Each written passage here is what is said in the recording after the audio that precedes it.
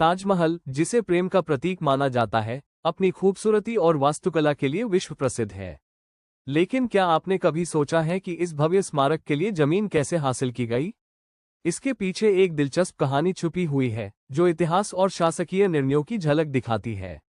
17वीं सदी में, जब शाहजहां ने अपनी प्रिय बेगम मुमताज महल की याद में ताजमहल बनाने का फैसला किया, तो उन्होंने इसके लिए यमुना नदी के किनारे एक उपयुक्त स्थान चुना।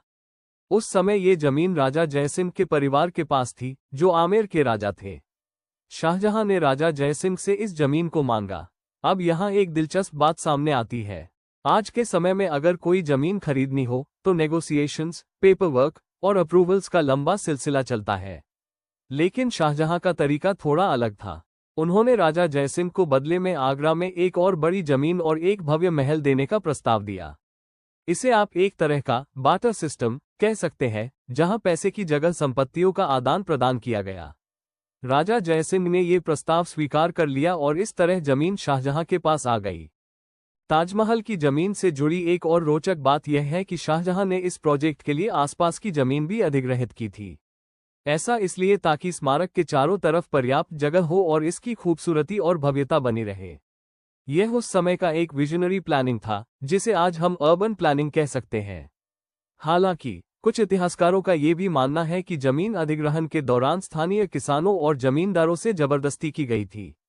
कहा जाता है कि कई लोगों को अपनी जमीन छोड़नी पड़ी और बदले में उन्हें नाम मात्र का मुआवजा दिया गया। ये पहलू ताजमहल की भव्यता के पीछे एक कम चर्चित लेकिन महत्वपूर्ण पक्ष को उजागर करता है। थोड़ी हंसी मजाक की बात करें तो ताजमहल के लिए जमीन अधिग्रहण का किस्सा सुनकर ऐसा लगता है कि उस समय भी बिल्डर मेंटालिटी काम करती थी। फर्क सिर्फ इतना था कि उस समय बिल्डर खुद बादशाह थे। तो दोस्तों, ताजमहल की भव्यता जितनी प्रेरणादायक है, उतनी ही दिलचस्प है इसके निर्माण और जमीन अधिग्रहण की कहानी। ये हमें बताती है कि बड़े सपनों को साकार करने के लिए सिर्फ कला और वास्तुकला ही नहीं, बल्कि राजनीतिक कुशलता और दूरदृष्टि की भी जरूरत होती है। अगर आपको ये जानकारी रोचक लगी हो, तो हमारे चैनल को लाइक, शेयर और सब्सक्राइब करना मत भूलिए। और कमेंट्स में जरूर बताइए कि ताजमहल की इस कहानी का कौन सा हिस्सा आपको सबसे ज्यादा दिलचस्प लगा।